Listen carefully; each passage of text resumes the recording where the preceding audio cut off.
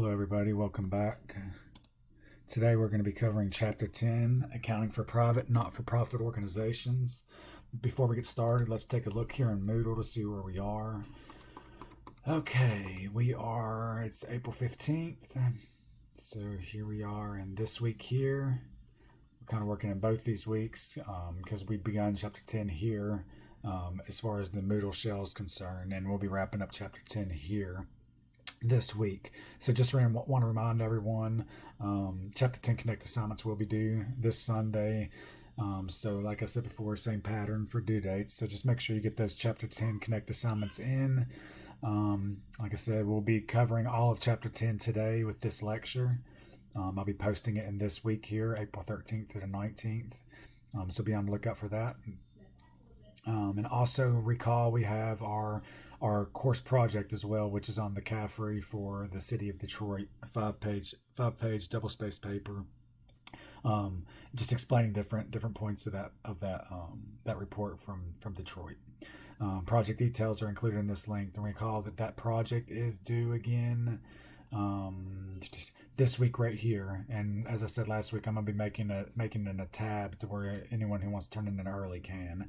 But please do recall that not next week, but the following week that project is due. And once again, it's a 5-page paper. So make sure you're on that. If you haven't started on it, I would suggest to get started on it sooner than later. So let's see. We'll go ahead and get into Chapter 10 now.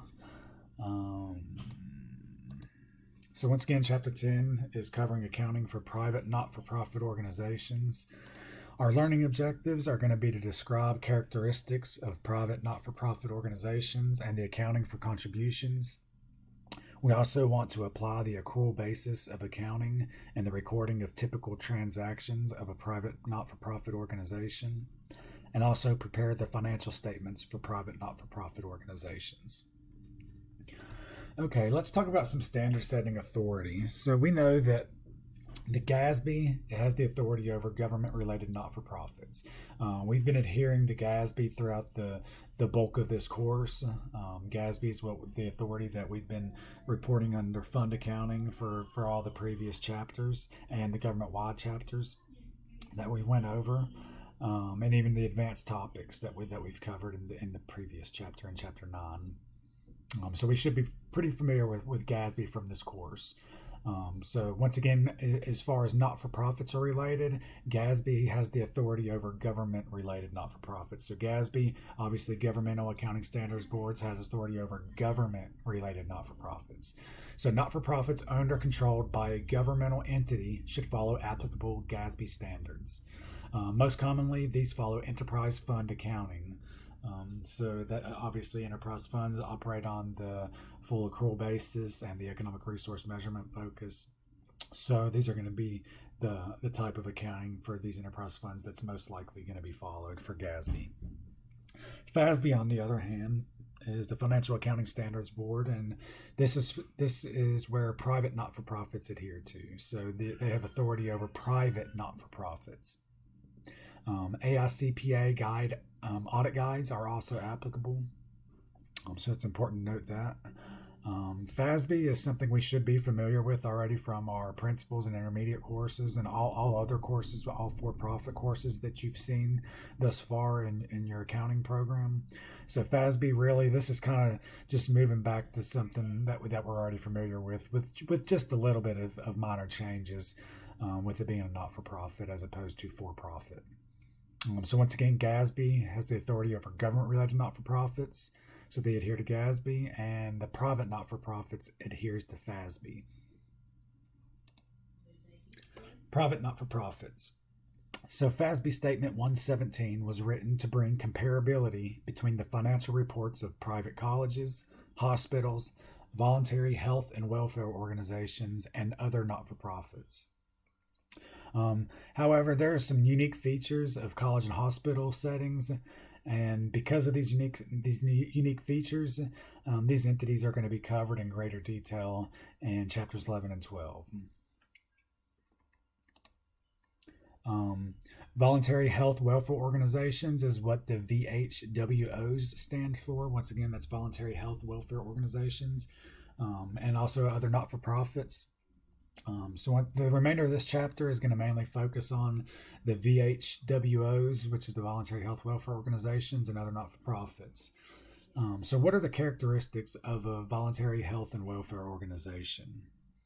Well, usually it's going to promote general health and well-being of the public and tends to operate mainly from grants and gifts. So most of their revenue is going to come in the form of a grant or a gift. Some good examples of a voluntary health and welfare organization, as we can see here, is United Way, the American Cancer Society, the Girl Scouts, or even the YMCA. So these are all good examples of the voluntary health and welfare organization. And once again, remember that the main goal or the main purpose of the VHWO is to promote general health and well-being of the public. Now, what basis of accounting are we going to be concerned with for these not-for-profit organizations? Generally speaking, the not-for-profit organizations are going to record and measure transactions and events in the same manner as commercial enterprises. So what's that mean here? That means that we're going to be matching expenses with revenues from period to period, recording events such as depreciation, all this other stuff, just as we normally would in commercial enterprises. But recall that I did say earlier that they do differ from for-profit corporations.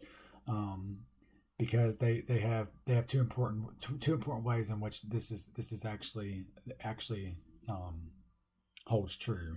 Not-for-profit organizations receive considerable amounts of resources in the form of donations, and donors frequently impose restrictions on the use of these resources.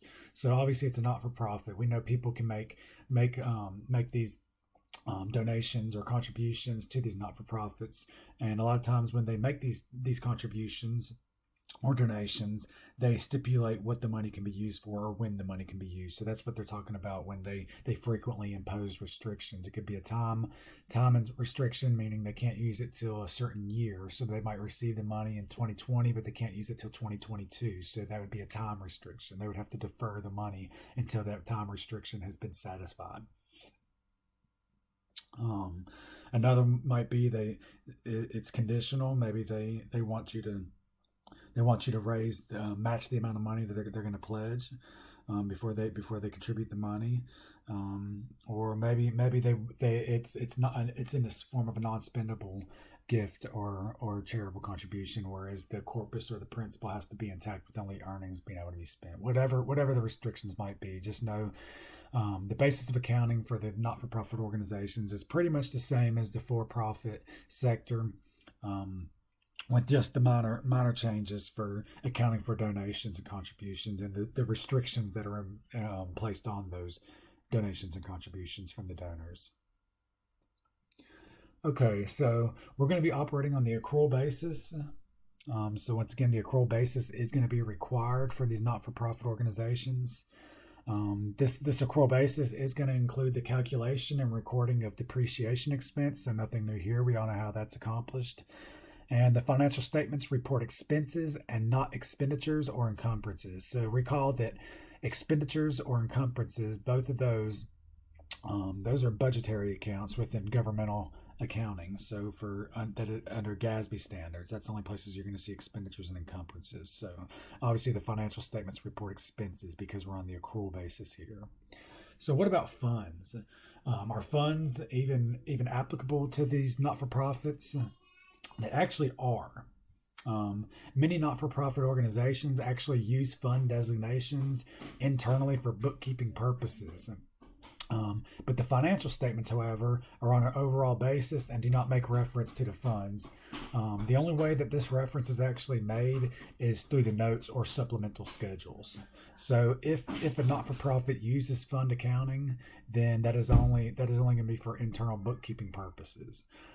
So maybe they're trying to budget themselves a little bit better and just see where money's coming and going a little bit better. So they use that for internal bookkeeping purposes. But on the outside, it's the whole inclusive approach, and that's only once again noted in or mentioned in the notes or our supplemental schedules. So understanding the basic financial statements. For not-for-profits, there's a requirement of three statements to be presented.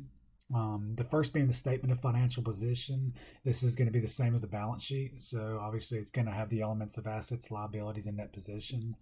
The statement of activities. This is just going to be like the income statement. So it's going to have the revenues and expenses, and contributions and stuff of that sort. And FASB is also going to require all not-for-profits to provide information on expenses by both functional and natural categories. Now, the detail of expenses may be provided on the face of the statement of activities, or they have the option of presenting it in the notes to the financial statements. Another option is a separate schedule, such as the statement of functional expenses. I just want to point out something here. FASB actually amended this, I believe it is in 2016.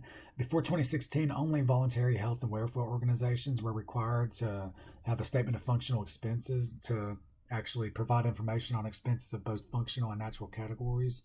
But they amended that, and now it's a requirement for all not-for-profits. So it's actually kind of makes it easier. Now it's all not-for-profits are subject to this rule instead of just the voluntary health and welfare organizations. So it's less of a nuance to keep up with it because they're all subject to that rule now. So once again, statement of financial position, which is your balance sheet. Statement of activities is your income statement. Statement of cash flows. And FASB requires all not-for-profits to provide the information and expense both functional and natural categories.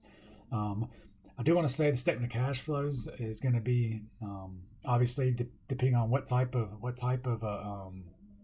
an organization we have, whether it's owned by the government or it's a private not-for-profit, is going to determine what type of a statement of cash flows you use. As you recall, FASB has 3 sections: operating, investing, financing, and you have a decision whether you want to do build the operating section with the indirect method or the direct method. If you recall, GASB has 4 sections: operating, investing, or financing and then investing in non-capital assets or operational things, and then investing in the finance or capital assets. So we didn't know what the difference is as far as which authoritative body we need to adhere to. Remember, governmental not-for-profits, GASB. So we're going to have the statement of cash flows will have 4 sections. If it's a private not-for-profit, it's going to adhere to FASB. So it'll be the 3 sections that we're used to seeing in our intermediate. So just to point that out there. So those are the required statements. Let's start with the statement of financial position. On the statement of financial position, assets and liabilities are not required to be classified as current or non-current, so it does not have to be a classified statement. But it does leave the option if the government or the private not-for-profit, whoever owns the not-for-profit, gives them the choice whether they want it to be classified or not. Whether it's classified or not, the assets and liabilities, or assets need to be listed in order of liquidity. So that's nothing new. We're used to seeing that with the order of liquidity, and same thing with debt and the amount of which they're when they're due, of current or non-current. Long-term assets and debt are reported. Obviously, we're on the accrual basis here, so we're concerned with the economic resource measurement focus, not just that of the current resource measurement focus, current financial resource measurement focus, I should say. So net assets or equities, we know the difference between assets and liability is net assets or equities. They're going to be classified as either without donor restrictions or with donor restrictions. So net assets have 2 components. One component is the donor restrictions, and the other is without donor restrictions. So let's take a look at a statement of financial position just to see what one would look like.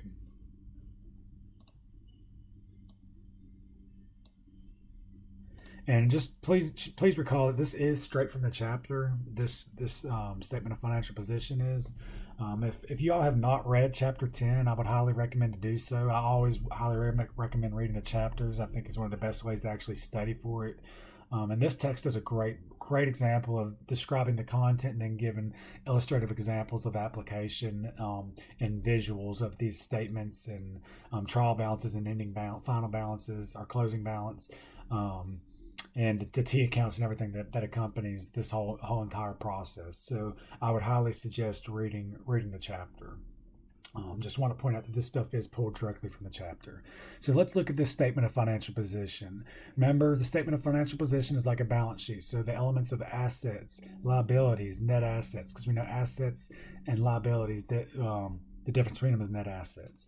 Recall the net assets has two components: without donor restrictions and with donor restrictions. You can see the components of with donor restrictions: purpose restrictions, time restrictions, capital asset restrictions, endowments. So whatever the type of restriction is, you can see that we have to categorize the with donor restrictions by the type of the restriction. The reason why we have to specifically identify the type of a donor restriction is because we have to know when to reclassify these from being restricted to unrestricted. And we'll see that on the statement of activities of when one is being reclassified from restricted to unrestricted. But just for the statement of financial position's sake, just know that net assets are broken down into two components. We have the without donor restrictions and with donor restrictions, and then the total net assets. So obviously we will start with assets. We can see, remember it says that we have the choice between whether presenting a classified statement of financial position or non-classified, but the assets should be listed in order of liquidity. Well, we can see here that the Performing Arts Organization's statement of financial position is classified, because we can see here they start with assets. They list the current assets, which is obviously in the order of liquidity here. So let's see here. So the way that they have total current assets, and then they have their long-term assets. Same here on liabilities, total current liabilities, then the long-term liabilities. So we can see this is a classified statement here. And then we can see here the columns here just for the relative years: 2019 far to the right, 2020 to the left. So you can see here that the statement of financial position is pretty straightforward here. It's something that we should be quite familiar with, really. It's kind of about the same format that we've been using for this class thus far. So main thing here, I just wanted to point out, it does not have to be classified, but in this case it is. If it's not classified, just list them in the order of liquidity. Remember, assets, there's the components of assets, liabilities, and net assets, with this being the residual of the effect of these two.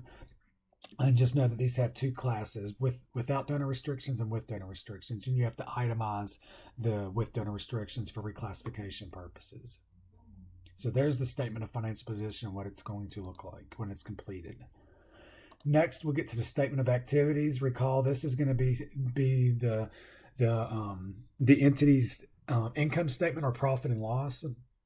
The statement must distinguish changes in net assets that are without donor restrictions from those with donor restrictions. Restrictions must be outside donor imposed. So just recall that restrictions must be outside donor imposed. So this is a good way to kind of think about the restrictions having to be outside donor imposed. Think about for the governmental funds, when we're dealing with the 5 governmental funds, building those statements. The statement of financial position there, or the balance sheet for those. Remember that the fund balance had 5 categories.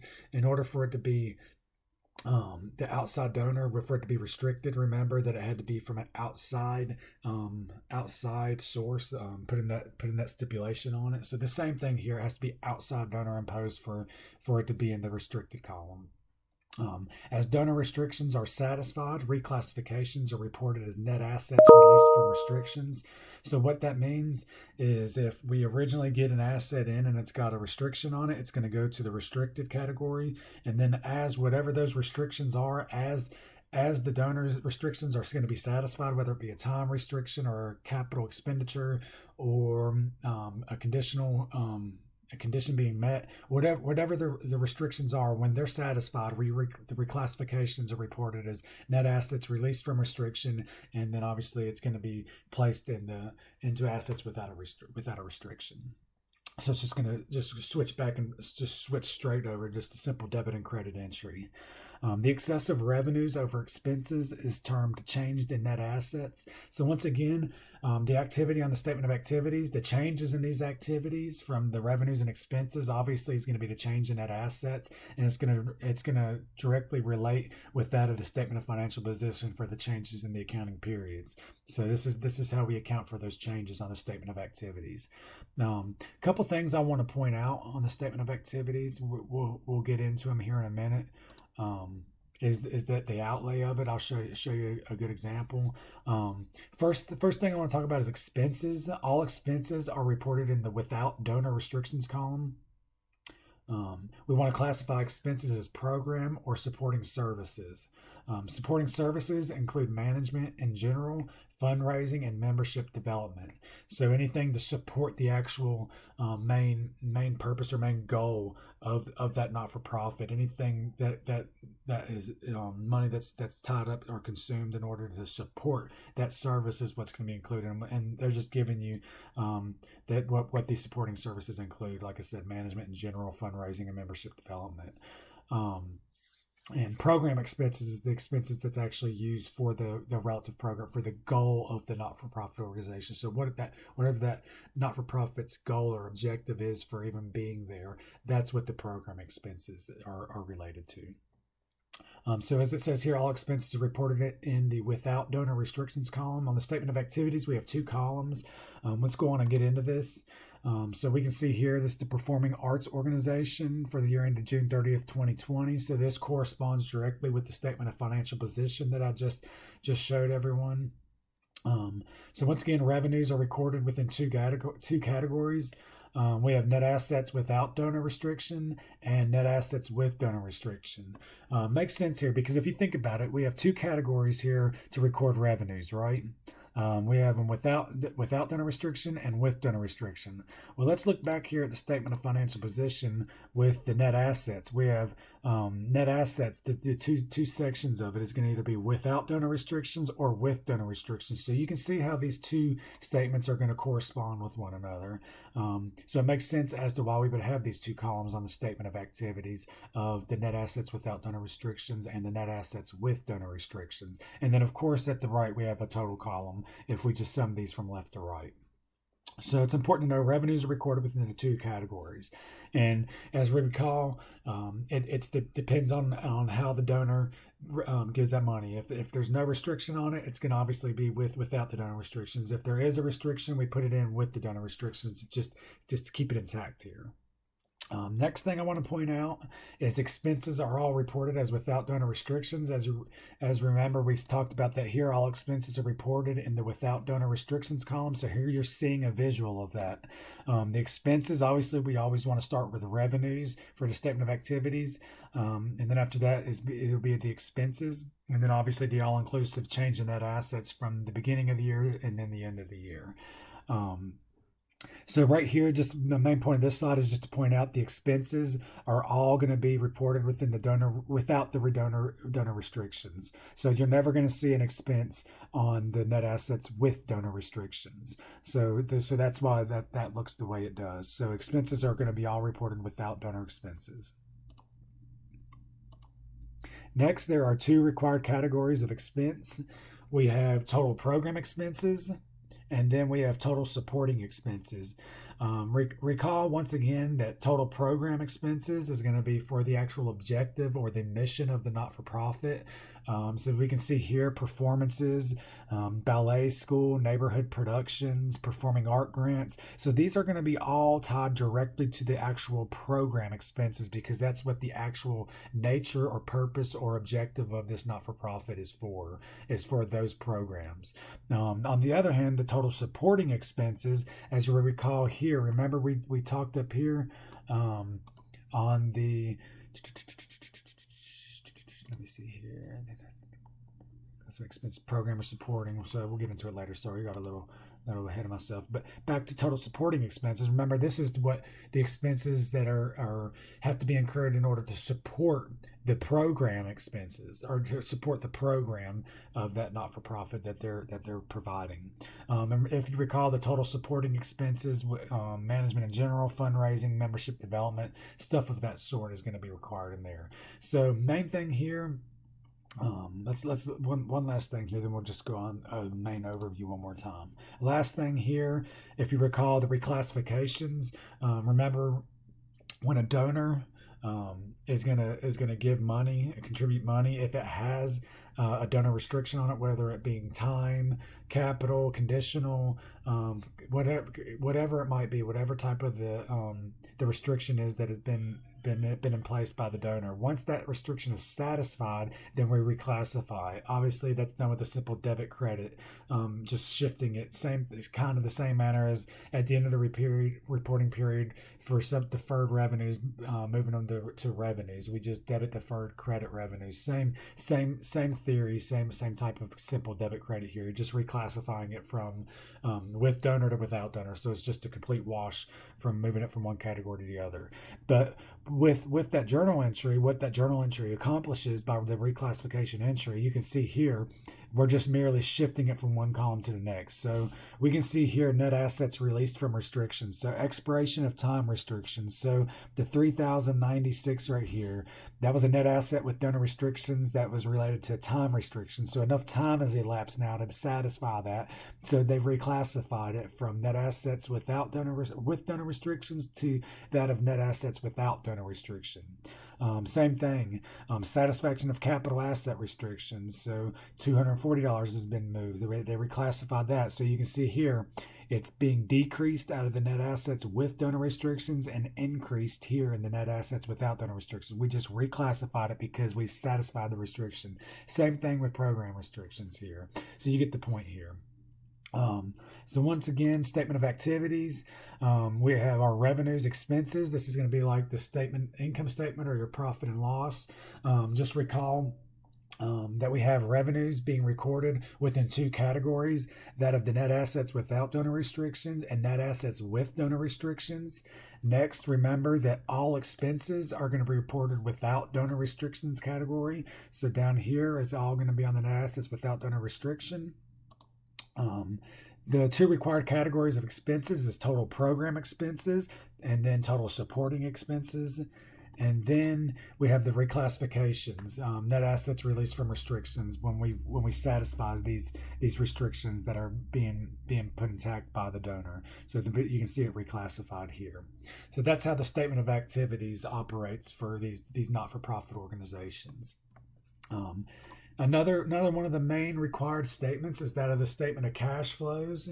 Recall, we need to know which type of authoritative body we need to adhere to. Remember, governmental not-for-profits adhere to GASB, private not-for-profits adhere to FASB. So that's going to really, you have to remember, you can really mess yourself up here if you're not careful and really paying attention to what the question's asking you, as far as what type of entity it is. Is it a privately owned not-for-profit or government-owned not-for-profit?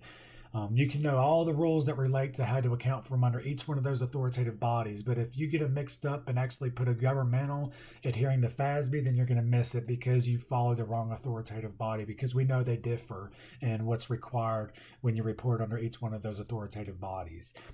So remember, it's important to make that distinction, really know what type of not-for-profits adhere to what type of authoritative body.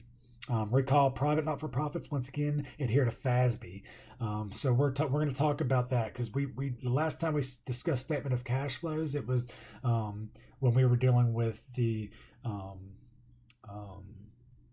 sorry, my head went blank. Proprietary funds, that with statement of cash flows of governmental accounting is only relative to proprietary funds. So when we were dealing with the internal service fund, and the enterprise funds. With the statement of cash flows, we were concerned primarily with GASB there with the 4 categories. So now I want to take some time and revert back to that of FASB statement of cash flows with the use of 3 categories. Recall here the statement of cash flows when we adhere to FASB, so it has to be a private not-for-profit. They have 3 categories: operating, investing, and financing. Recall that operating is going to be all stuff that's going to determine enter into the determination of net income. So operating activities, operational expenses. So FASB says interest expense, interest revenue, gains and losses are all classified as operating. Investing section is going to include the purchases or sales of fixed assets as well as purchases or sales of long-term investments. The financing category is going to be when we issue debt or make repayments of principal of debt. Only principal repayments. Recall, interest is an operating expense. Repayment of interest is operating. Principal is financing. Like businesses, not-for-profits have the option of using either the direct or indirect approach. So if you recall, we can use either the direct or indirect. Like businesses, the rule does defer here. Entities using the direct approach are not required to provide a reconciliation. So what does that mean here if the entity's using the direct approach? So let's recall. Let's think back to intermediate now for a minute. Remember that FASB gives us the choice only for operating. Remember, operating activities under FASB, you have the choice of indirect or the direct method of reporting cash flows from operations, right? The indirect method is going to be your reconciliation from net income down to net cash provided from operating activities, right? The investing and financing sections are built the same, no matter whether you build the operating section with the indirect or the direct method. But for businesses, for-profit businesses, if you choose to use the indirect method, then you have to have an attached schedule showing the amount paid for income taxes and interest, because it's not included within the reconciliation on the indirect method. For-profit businesses, if they use the direct method, then they have to attach the reconciliation of net income to cash flows provided from operations, which is the indirect method. So you can see why you would be required to report the attached schedule of either or, depending on how you build the operating activity section, whether using the direct or indirect method. So what it's saying here for relative to not-for-profit entities, if entities use the direct approach, they are not required to provide a reconciliation. So that's what that's saying there. So if you use the direct approach, you do not have to provide a reconciliation or an indirect method attached to it. That's what that's saying for the statement of cash flows. Let's take a second here just to get a visual of what the statement of cash flows looks like adhered under FASB. So let's just zoom in here a little bit. So Performing Arts Organization statement of cash flows for the year ended June 30th, 2020. So once again, we're adhering to FASB. So this must be a private not-for-profit organization. We can see here we start with cash flows from operating activities. We can see here cash flow from investing activities, and we start here, change in net assets, 41,165, add back depreciation expense, non-cash contributions, gains.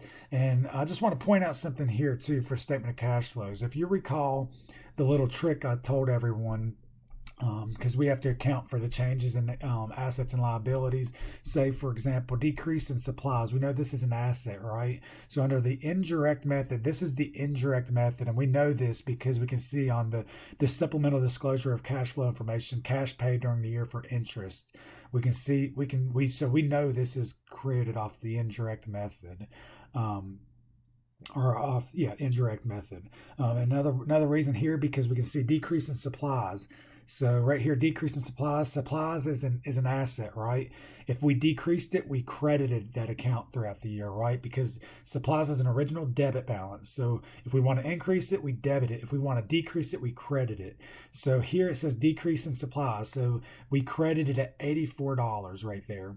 So if we recall earlier from an earlier lecture, and when I said how to account for these changes under the indirect method in building the operating cash flows, if the account was debited, we subtract it. throughout the year. If the account was credited during the year, then we add it back. So we can see here a decrease in supplies. We know it was credited because it decreased, but we know if it was credited throughout the year, it has to be added back. That's why it's added. Same thing here, decrease in accounts payable.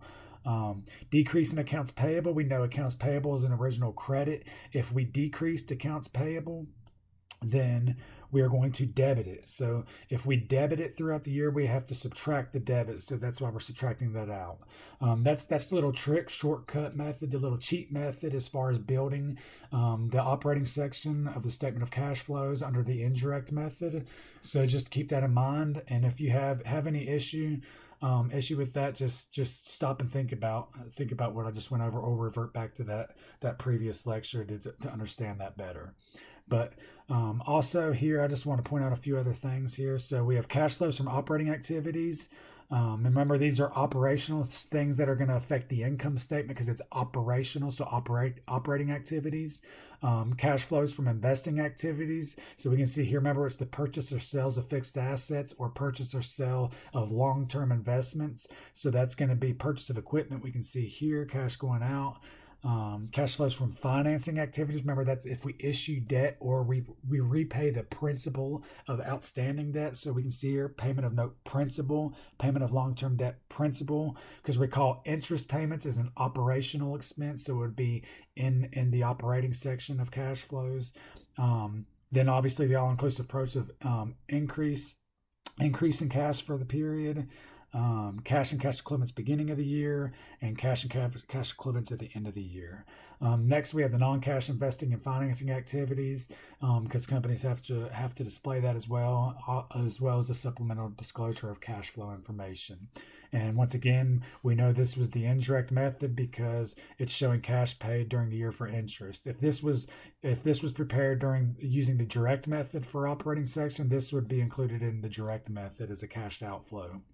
So just to point out here, this is a private, not-for-profit organization adhering to FASB, because we know this because of the 3 cash flow sections. So once again, this is nothing different. You should be very familiar with this from your intermediate course. So this really should just be a review for you. Just wanted to point out here get a visual of what this statement actually looks like, because a lot of times it helps seeing what it's going to look like, knowing what the end result is, and also not just knowing how we get there, but what the result's going to be when we get there. So that's the statement of cash flows. Next is the statement of functional expenses. This is going to be a matrix spreadsheet of expenses where the columns are the program or supporting activities and the rows are the type of expense, salary, supplies, depreciation, etc. Now, this statement shows more detail than the statement of activities on how the expenses were allocated to programs and supporting activities. Now, the overall purpose of this statement is to show the details of the entity's spending on direct program activities versus overhead, also known as supporting services. So the overhead is going to be supporting services. What it mainly does is it helps donors assess the entity's efficiency. They want to see how efficiently they're operating. So donors are going to want to see more money being spent on the program instead of overhead. Because if they're spending a lot more money on overhead, then they're not very efficient. They're not really accomplishing their goals of what they're trying to accomplish. So it's always better to have more money spent on program expenses than it is on supporting services, which makes sense. So let's just take a look at the statement of functional expenses here. So it says it's a matrix spreadsheet of expenses where the columns are the program or supporting activities and the rows are the type of expense. So let's look here. So here on the statement of functional expenses, we can see here Performing Arts Organization Statement of Functional Expenses for the year ended June 30th, 2020. So we can see here we have program services, supporting services, right? And then we have the relative expenses, or relative programs, and then the relative supporting services, right? Then we have the total here, and then the total here, and then the total expenses, right? So here now on the left-hand side here, we have the different types of expenses. Because if you recall here, it says this is a matrix spreadsheet of expenses where the columns are the program or supporting activities. So here's the columns: program, supporting services. Here's the programs, supporting services, as it says here. And the rows are the types of expenses: salary, supplies, depreciation. So once again, salary, supplies, depreciation, interest, grants, whatever it might be. So here we can see that here. So we can see here how this is going to show more detail on the expenses than that of the statement of activities. This is just diving deeper into one more layer of what the detail is. So we can see here for program services for the ballet school, we have salaries of $4,800, continuing education $600, supplies $600. There were no grants, interest of $180, and depreciation of $840 for a total of $7,020. Okay, so for the ballet school, the program services was a total of $7,020. So that holds true, same way we just did for whatever the relative expenses, salaries.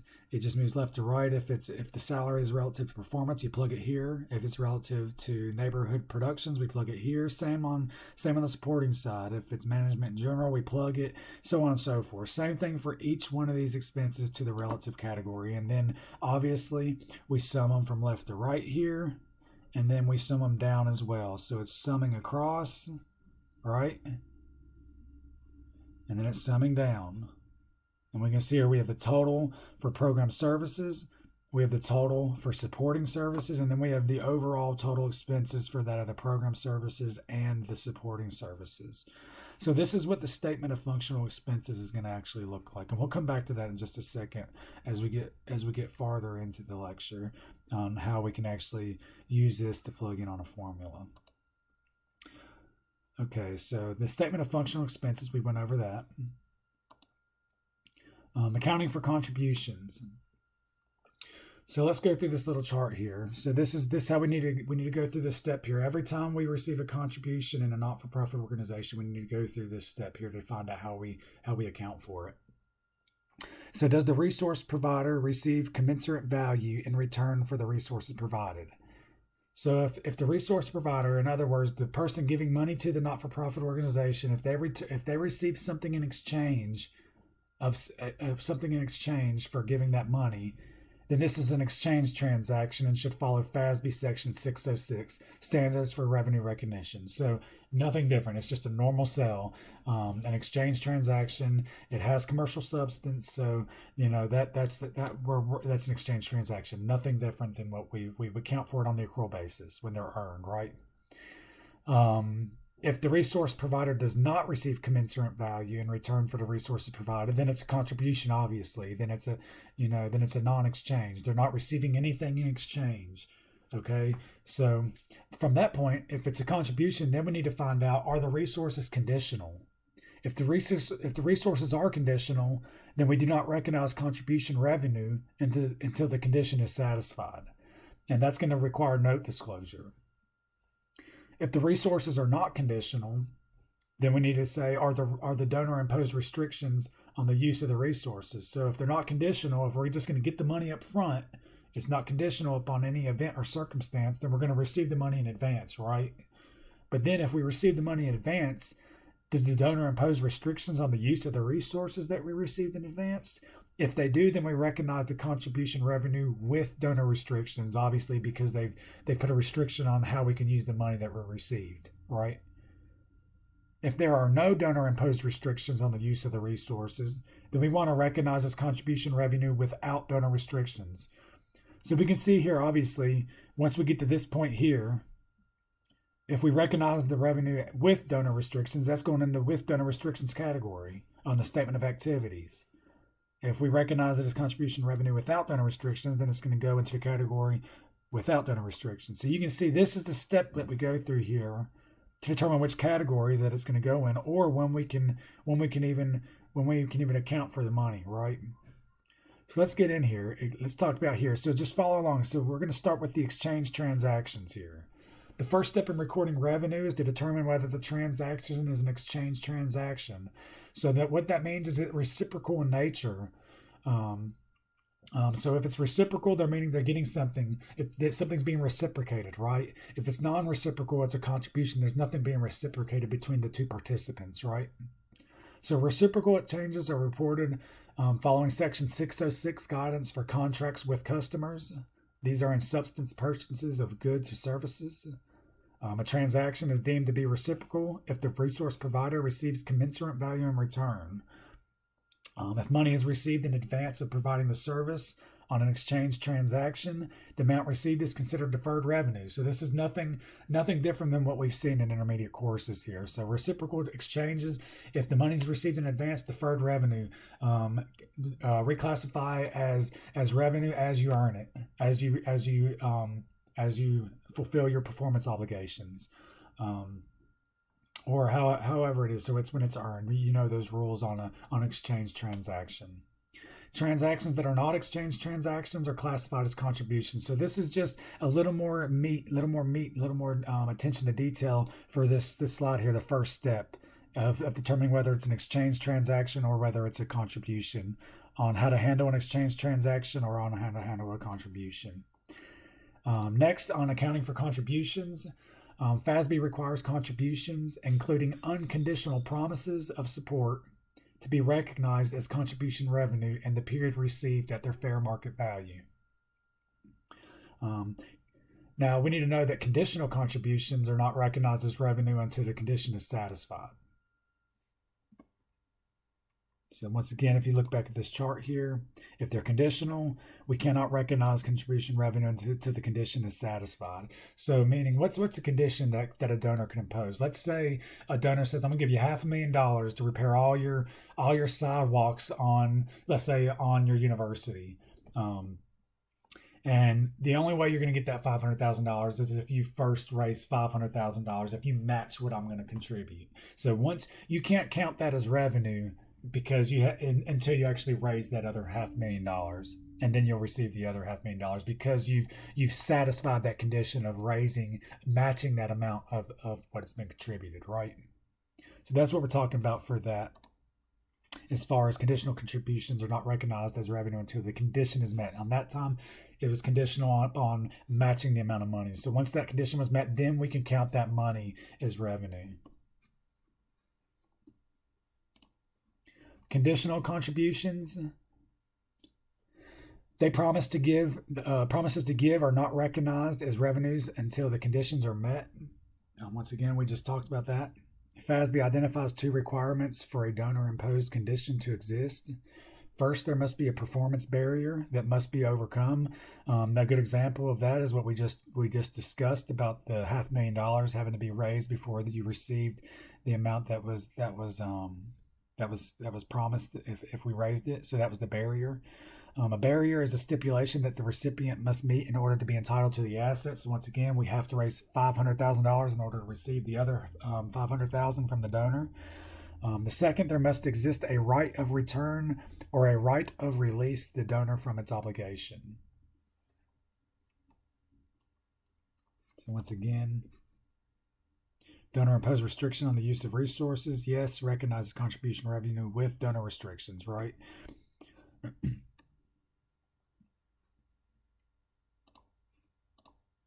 Okay, donor imposed restrictions. It is important to distinguish donor imposed conditions from restrictions. Conditions require some actions on the part of the not-for-profit before the condition or before the contribution is recognized as revenue. Restrictions are created by the donor when the donor imposes purpose or time restrictions on the use of the donated resources. Donors may restrict their contributions to a particular purpose, such as cancer research, acquiring capital assets, or permanent endowment. Additionally, donors may restrict their contributions to future time periods. So restrictions, they're restricting them on what they can spend the money on. So what can they buy assets with it? Are you gonna spend it on research and development? Is the money, the corpus, going to be held indefinitely and as an endowment? Or even the time, like I said earlier in the lecture, there could be a time restriction to where the money's not available to a later period. So all these are donor-imposed restrictions. Next, revenue from grants. Government grants typically have both a performance barrier and a right of return. The result is that contribution revenue on these grants is conditional and recognized only as the conditions are satisfied. That means that contribution revenue is not recognized at the time the grant is awarded, but as the not-for-profit incurs allowable expenses. Okay, refer back to when we were talking about our governmental accounting earlier in the semester. We've already discussed this on the contribution revenue. Say for a government like a grant, say that the state government gives a local city a grant for $100,000 in advance. So the city's receiving that money in advance, right? So we're receiving cash. We'll debit cash and credit. What we're going to credit is it's going to be a liability because it's going to be deferred money, deferred revenue, right? Be held as a liability because we haven't actually done anything to actually receive that money yet. So it's going to be deferred. But as we actually incur expenditures, say for whatever purpose it is. Say if they give us that $100,000 to replace sidewalks, let's just keep that example going. They give us $100,000 in advance to replace sidewalks. Well, that's not gonna be counted as revenue. It's gonna be deferred inflows of resources, deferred revenue until we actually incur those expenditures. So when we first receive that grant, we're gonna debit the cash, credit the deferred resources. But then as we incur expenditures related, or expenses in this case related to that actual whatever the stipulation is for that $100,000, the purpose of that money we received for, we can count it as revenue. So if we spent in the first year $50,000 fixing sidewalks, so we debit expenditures for capital outlay for sidewalks, right? And then we would credit cash, but at the same time we would credit due from, right? Or we would credit, we would debit the actual deferred revenue and credit revenue as we incurred it. So it's the same thing we've seen within this class before. We can only recognize revenue as those costs are incurred. So you know what those journal entries look like, and you know from the different type of stipulations of what has to be spent, or how that money has to be spent before we can count that as revenue. Accounting for pledges under the accrual basis, unconditional pledges. Remembering unconditional, so there's no stipulations here. It's unconditional. They're just going to give you money. They're recorded even before the cash is received. So pledges, no, the pledges, unconditional pledges, no stipulations. Unconditional pledges are recorded even before the cash is received. We want to record the receivable at present value, net of an allowance for estimated uncollectibles. So we just record it at present value, and we just want to say, okay, we're probably not going to receive all that money they pledged, because stuff can happen, right, to the donor, where they can't, maybe they're not going to be financially feasible, able to actually to give the pledge that they actually initially pledged. So we want to set up that allowance. If there is expected to be an extended time period before the gift is received, record the receivable at its present value. The present value will then increase as the expected date of the receipt approaches, and the change in this present value is going to be recorded as additional contribution revenue rather than interest. So if it's going to be a time barrier there between receiving the money from when it's pledged to when we actually get the receipt of that pledge, then still recorded at present value, and as it increases in value, that's going to be additional contribution revenue instead of interest.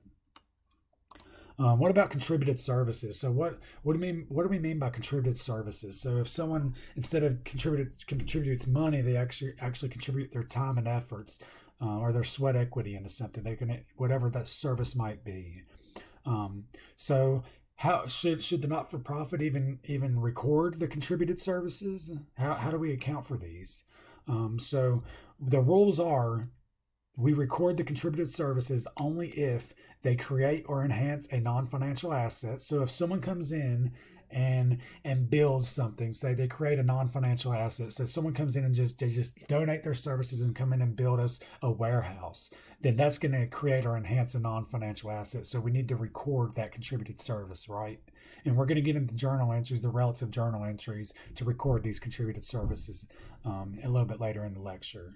Just now know that the contributed services should be recorded if they create or enhance a non-financial asset, or if it requires specialized skills, the work was provided by someone possessing those skills, and would have been purchased if not donated. So what's that mean? So let's say a not-for-profit was coming up, and there was a contingent lawsuit that is on the books, right? So there's a contingency there. And then let's just say an attorney just volunteers to just take the case on pro bono, right? Hey, I'll take this case on for you, no problem. So what that means is they're going to count that as service from the as contributed service from the attorney, because if the attorney wouldn't have volunteered to do that for them pro bono, they would have had to hire an attorney to pay for it. So they were gonna hire for that service to be performed whether he provided it or not. So the attorney provided the service for free. They would have paid for it if they had he not, because they had a contingent liability. They were in a lawsuit. Um, it requires specialized skills. Obviously, you have to know the law. You have to be certified, have it pass your board to be certified to practice law. So the attorney, um, he possessed those skills, right? They would have purchased it, and obviously it requires specialized skills. So you have to know the law. So all those are criteria is being met for that second bullet there. So that's what that means. They're same as whether it's an accountant doing it or a doctor, whatever it might be, or a contractor. If it's a true professional within the field, it requires those services. Um, and if they would have been purchased without the donation or contributed services, then we record it. If recorded, how should they be recorded? Once again, recall the first bulletin. If a non-financial asset is enhanced or created, well, in that case, then we're going to debit property, plant, or equipment for the value of the services contributed, and then credit contribution revenues. Otherwise, we're just going to debit expense for the value of the service and credit contribution revenues. So that's going to be the only way that we account for these contributed services. Once again, if it's a non-financial asset being enhanced, debit the property, plant, or equipment for the relative value of the services, credit contribution revenue. Otherwise, debit expense for the same thing for the value of the services, credit contribution revenue.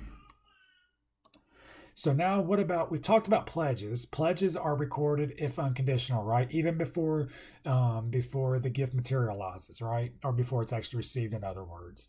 Well, now let's talk about intentions to give. Intentions to give, which is just merely an oral promise or a will, are often not legally enforceable. So as the donors retain the legal right to change their minds. So if they say, well, I intend to give you something, then by law, they can change their mind and say, I'm sorry, I'm not giving it to you. So intentions to give are often not legally enforceable. So with it not being legally enforceable and the donor still retaining the legal right to change their mind, then intentions to give are not recorded until the actual gift materializes. So what that means till the gift materializes is until we actually receive that actual gift. It's materialized, right? It's been recognized. Um, so,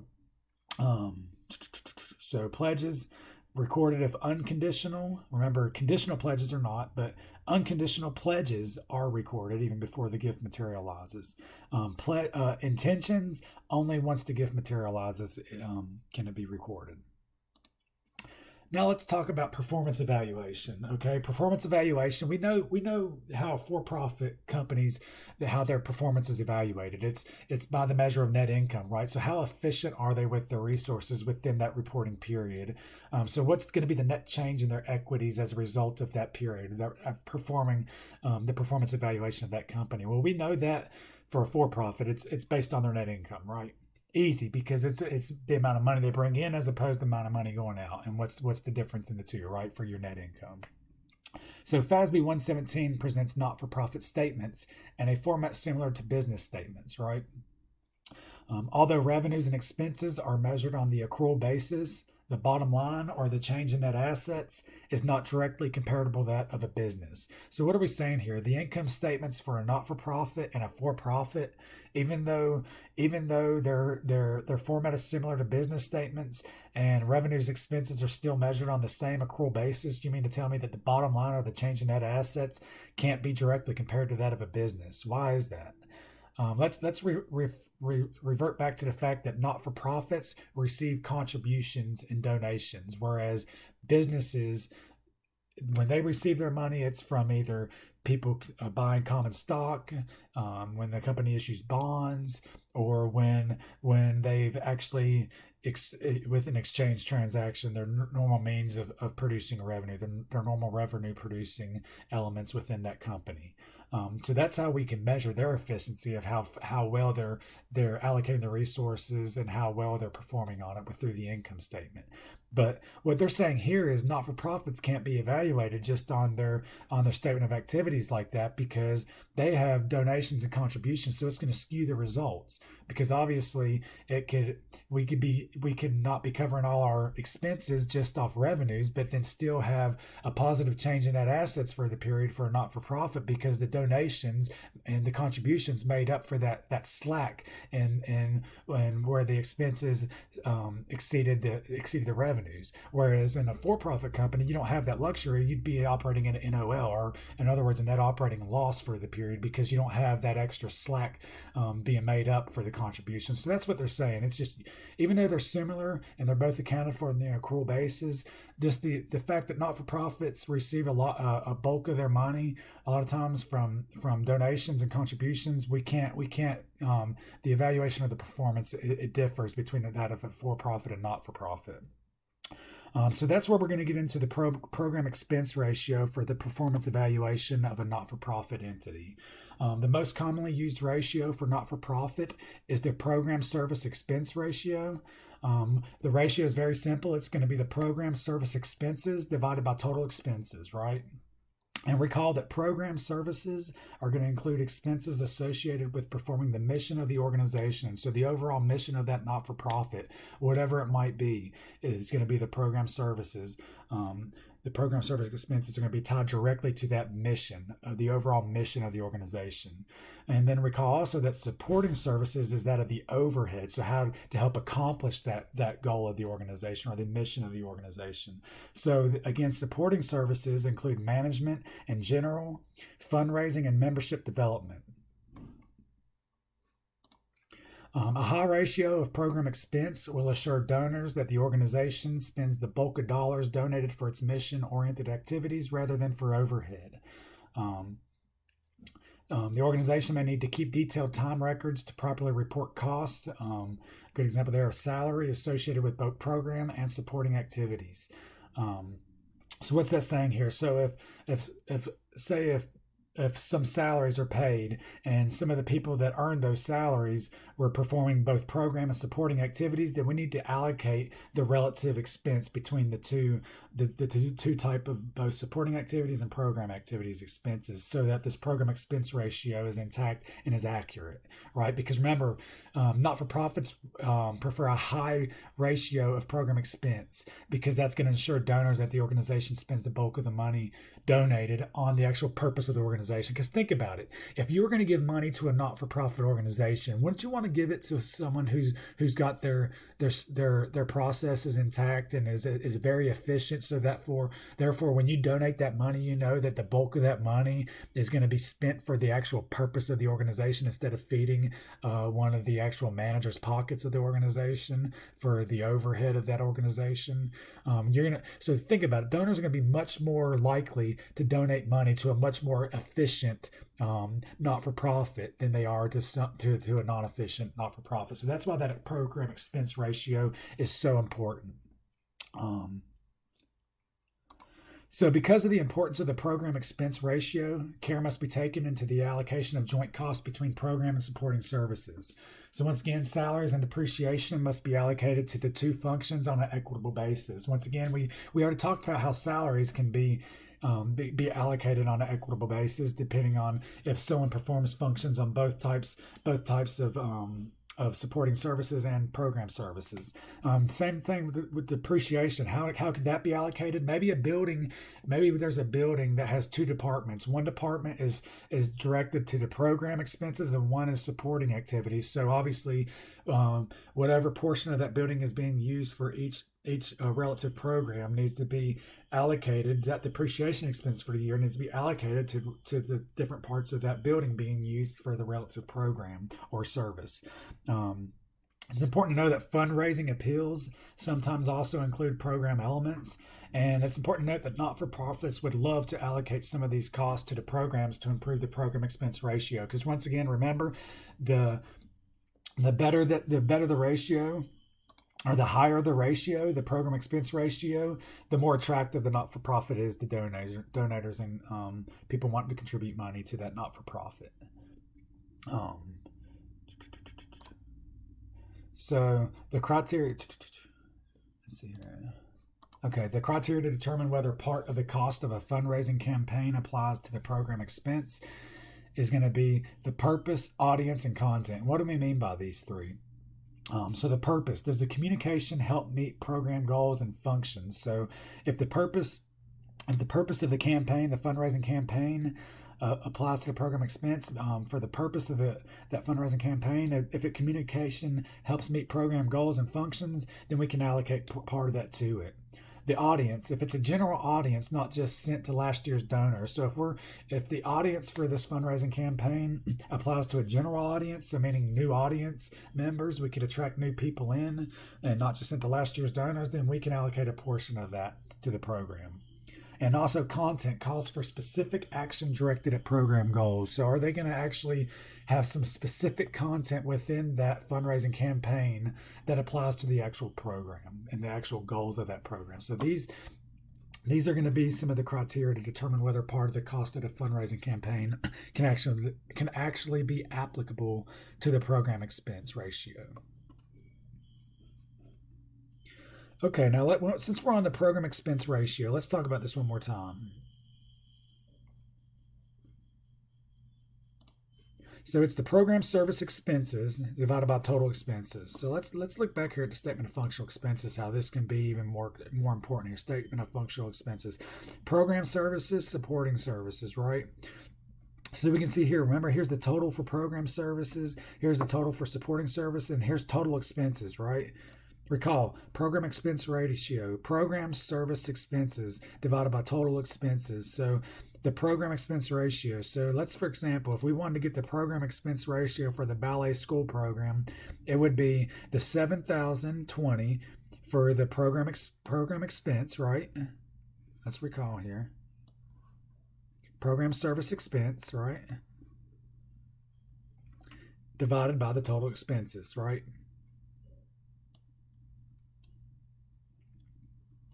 And that would give us the ratio for the ballet school. So it's not bad. So you can see how the statement of functional expenses even helps for internal purposes of generating that program expense ratio. We would need the detail from this report to be able to even make that possible here. So that's another reason why this statement of functional expenses is so imperative for not-for-profits to show, because it helps users assess this program expense ratio here to be able to determine how efficient that not-for-profit is actually operating.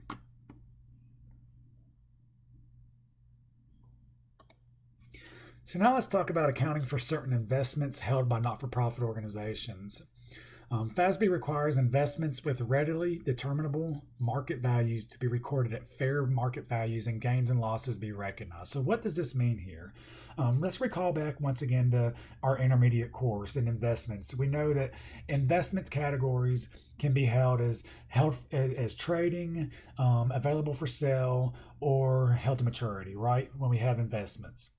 If you recall from your intermediate course, if the all trading and trading securities are going to be realized at fair value, and with the gains and losses being recognized in determination of net income. Available for sale security, same thing. If you elect the fair value option, then the changes in fair value is going to be reflected as gains and losses in the period, based upon the changes in the market values of the relative securities. So what this is saying here, FASB requires investments with readily determined market values to be recorded at fair value.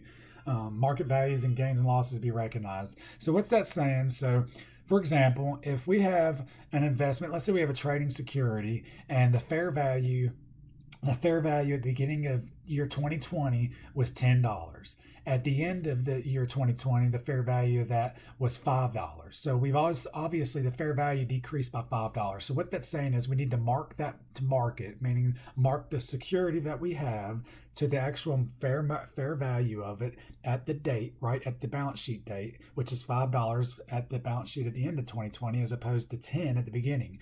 So the difference, that loss, has to be recognized in earnings. The gain and loss has to be recognized in earnings. Right. So how would we do that? That loss, we debit loss on investments. That would incur the loss. That would be our income statement. The item that is displayed on the income statement is the loss being incurred, and then we would credit. Then we would actually credit the investment, right?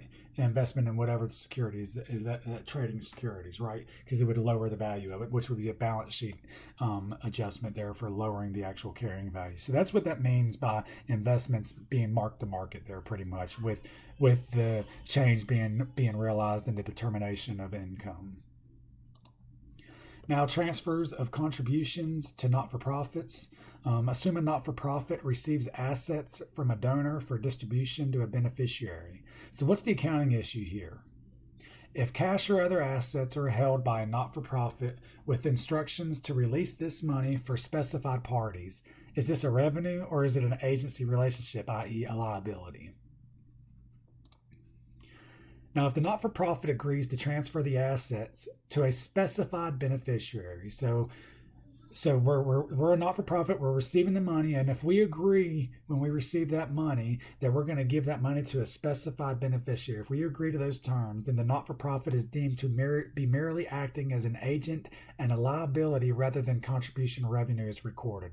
Makes sense because we've agreed, we're just holding that as in a fiduciary capacity as a trustee. We agree that we're going to pass that money on along to a specified beneficiary, right? So that's going to be a liability, not revenue.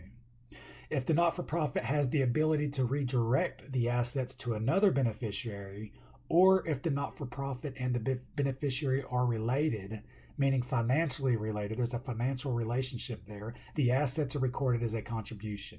Makes sense if the not-for-profit and the beneficiary are related financially.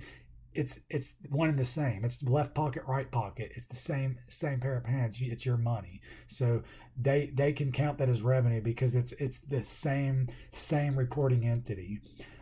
If they have the ability to redirect the money to whatever beneficiary that they see fit, then they can also count that as revenue because they actually have control of it.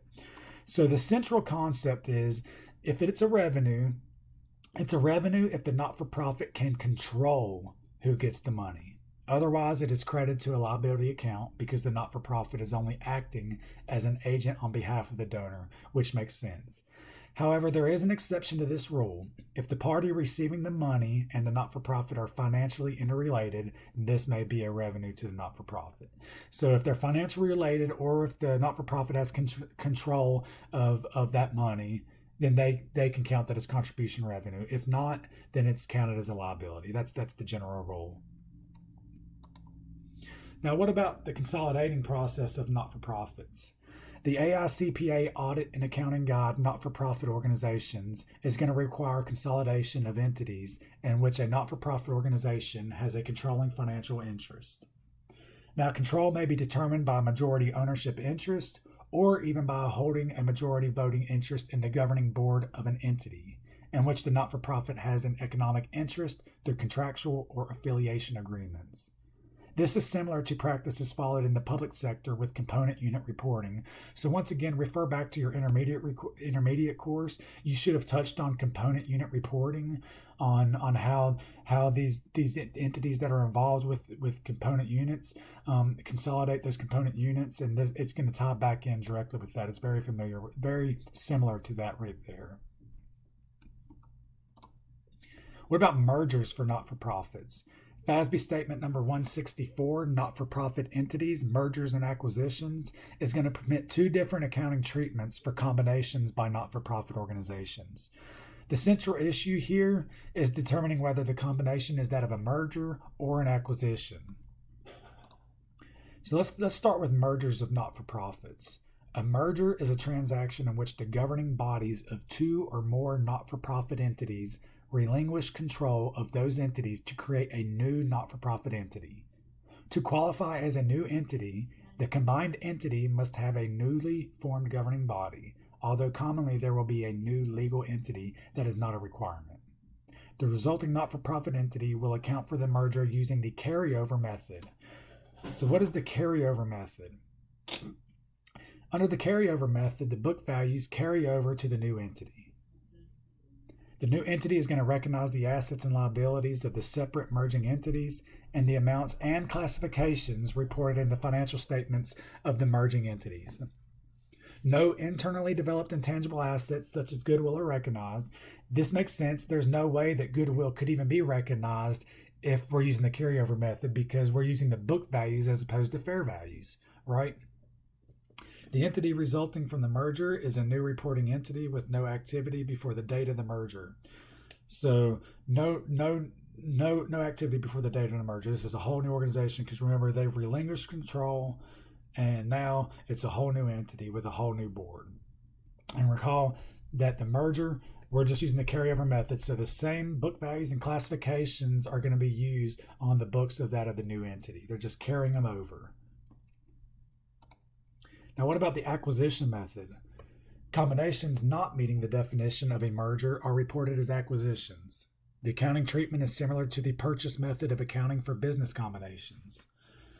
The essential element of the acquisition method is that the entity records the acquired assets and liabilities at their fair values, not at the acquired entity's book values. All right, so right here, the same thing here, once again, as the accounting for business combinations. I don't know. I don't believe you got too much into that in intermediate. That's more of an advanced topic here. So this, unless you've had advanced, this is pretty much a new topic for you. Main thing here is acquisitions. We account for the assets on the acquiree. We are going to account for them at fair value, not their book values. So that's important here. And remember, the merger, it's the carryover method where we're recognizing their book value. So main difference there is whether it's acquisition or merger. Acquisition, you're using fair values. Merger, you're using the book values. Acquisition accounting, a little more on it. The not-for-profit entity recognizes the identifiable assets acquired and liabilities assumed at the fair values at the date of acquisition. So it's the fair values at the date of acquisition, right? The non-controlling interest, if there is any relative to the acquisition, the non-controlling interest is going to be reported at fair value at the date of acquisition as well. And then it's going to be adjusted in subsequent periods in a manner similar to business organizations. So once again, the non-controlling interest is going to be adjusted in subsequent periods in a manner similar to business organizations. So this is where the cost method, equity method, and control method of accounting for investments is going to come into play. You need to know how to account for these different types of levels of ownership, because different methods account for different levels of ownership. That's how you make the adjustment in the non-controlling interest account in subsequent periods. Same as that in business organizations. Now, whether goodwill is recorded or expensed depends on the type of organization. Recall goodwill is going to be the excess amount paid in acquisition over that of the identifiable fair value of the identifiable net assets, right? So the fair value of the identifiable net assets, the goodwill is the difference paid over that. Bargain purchase is if we paid less than the fair value of the net identifiable net assets, right? Goodwill, we paid more. And once again, whether we recognize that goodwill or we expense it is depending on the type of organization. Not-for-profit entities that derive their revenues from business-like activities are required to measure and report goodwill as an asset in a similar manner to businesses. So once again, we're going to record that as an asset. Goodwill is a non-current asset, and goodwill needs to be tested for impairment, right? If circumstances suggest that circumstances have changed to suggest that impairment could exist, right? So then we need to go through the two-step impairment test to determine if impairment exists on goodwill. And that's if the not-for-profit entities derive their revenues from business-like activities, right? So they are required to measure and report goodwill as an asset on the balance sheet. Entities that derive their revenues primarily from contributions are to expense the goodwill at the date of acquisition. So difference between there. Not-for-profits, exchange-like transactions, account for it like a for-profit business would. Capitalize the goodwill on the balance sheet, test it for impairment if applicable. Entities that derive their revenues primarily from contributions, we expense goodwill immediately on the date of acquisition. This covers all the content for Chapter 10. Pretty much it's pretty straightforward, other than those couple little changes that we mentioned during this chapter because of that of the contributions and donations being received. Once again, that this covers all of Chapter 10. I just want to point out one more time, Chapter 10 Connect assignments are due this Sunday at 11:59 p.m. So make sure that you get those in on time. We'll be getting Chapter 11 next week. We'll be wrapping it up as well, honestly. And also recall that we have our project again. I know I've been talking a lot about this project, but it's due not next week, but the following it's about 2.5 weeks left to work on that project. So make sure you get on that, and recall it is a 5-page double-spaced project. and it relates to the comprehensive annual financial report for the city of Detroit. All you have to do is click on the link for project here. It'll take you to the CAFRE for the city of Detroit, and the project details here is a quick little video giving you details of the project. Recall it's due in about 2.5 weeks. Chapter 10 Connect assignments due this Sunday. And as always, if anyone has any questions or concerns, please reach out to me, and I'll be more than happy to help. Hope everyone's staying safe out there, and everyone have a good day. Thank you.